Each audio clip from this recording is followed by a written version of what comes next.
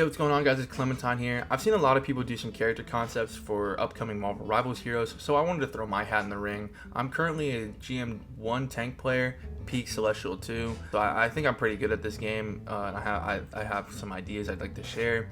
Today I wanted to start with War Machine because he was like the first character that kind of came to mind, especially whenever people were complaining about flyer meta. Everyone wanted War Machine, so I've had this character concept for a minute.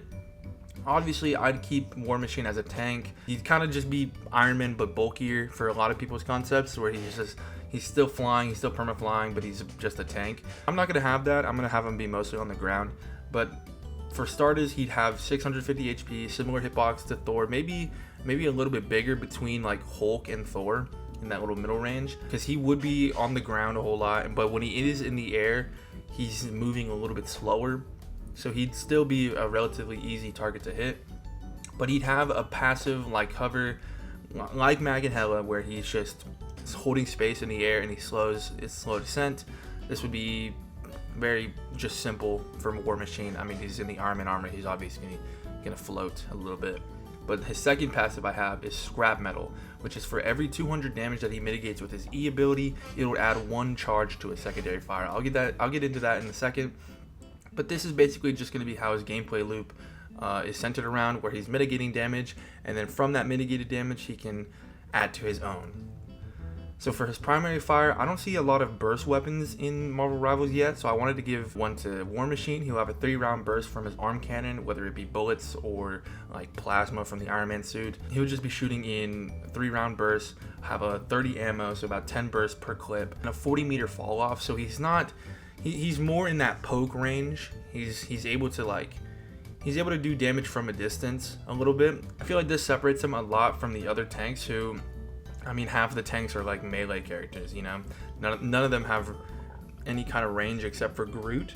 So I wanted to give War Machine that ability to be able to actually shoot people from afar. Now for his secondary fire, I wanted to give him a projectile that was able to have a little bit of util on it. So for this projectile, once he shoots it out, it does 50 damage, and that's really it. It has very small splash damage if you don't charge it up, but the longer that you charge it, the longer that it locks onto an enemy, it'll do more damage, have a faster projectile speed when it flies through the air, and if the rocket is stunned for maximum duration, it'll apply a 0.3 second stun. This stun can be used against divers when you're helping your backline, whether it be a Venom or a Black Panther. It'll lock onto them automatically, so you don't really have to aim, you just have to actually charge it up for that entire duration.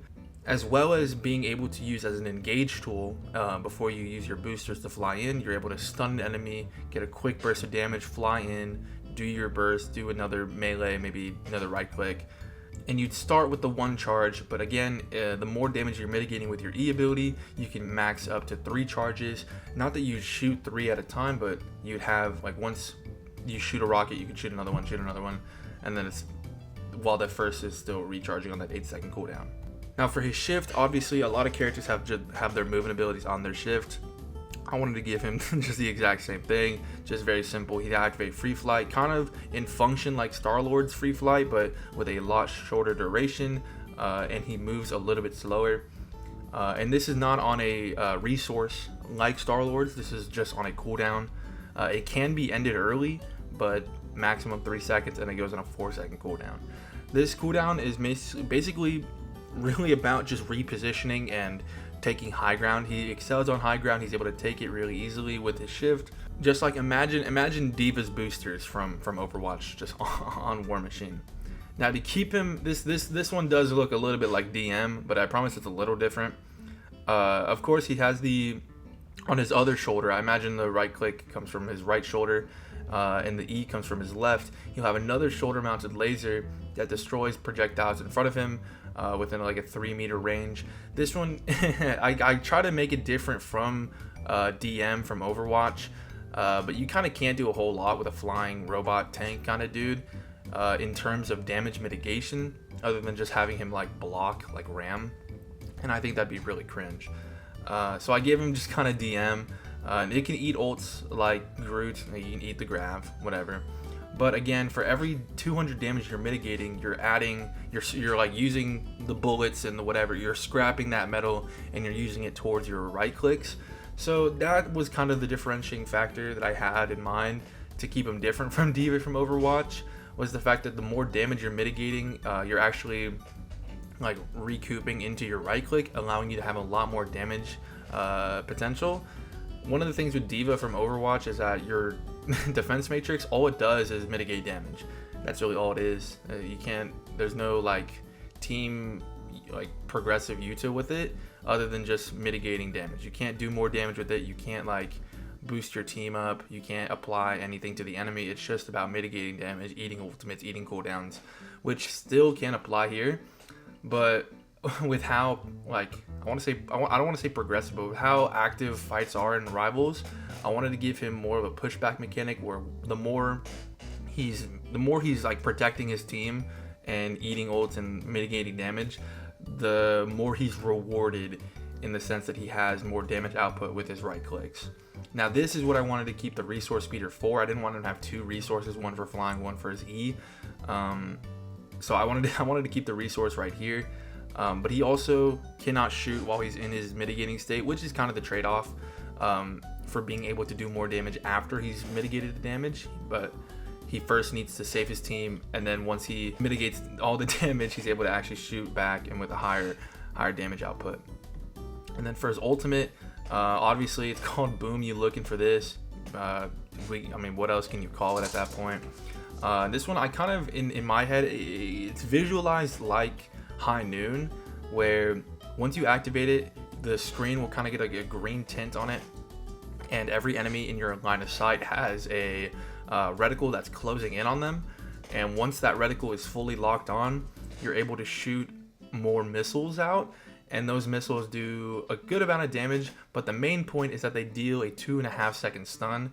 This whole ultimate is about just having more util for your team. A lot of the tank ults in this game are about just setting your team up for success. Like imagine Groot ult, Captain America's ult, any ult. It's about just being able to control space, and this ultimate is a very good spacing tool. I mean, we all have seen High Noon from Overwatch. You either stand in it and die, or you just wait out the 6-second duration of it. That's what the concept I'm looking for here. I don't want my tank ults to just be all like Thor, where it's just pure damage. I want them to kind of be in that sense of creating space, maintaining space, holding space kind of deal. And that's what I'm looking at with this ultimate.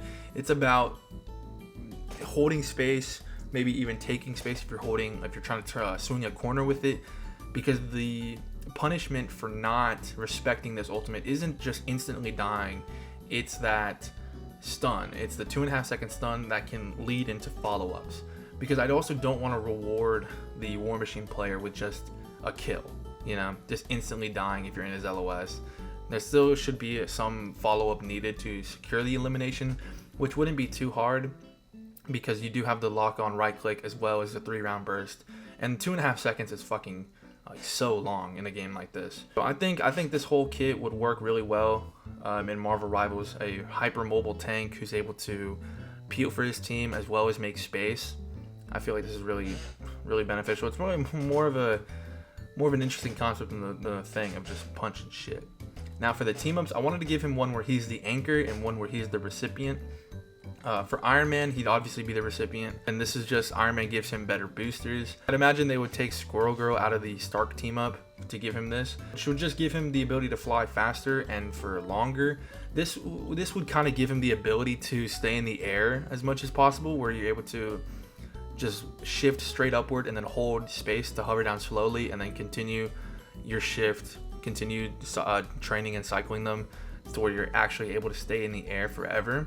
This is how I would kind of lean into that concept of having him be a perma-flying tank, even though he's not like permanently stationary in the air. He has to like kind of. And then for one where he is the anchor and he's actually giving the team up out, I'd actually give it to Squirrel Girl, which is not just a replacement for the Iron Man team up, but actually like a reference to that old superhero cartoon show where they're like dating or something. I don't know.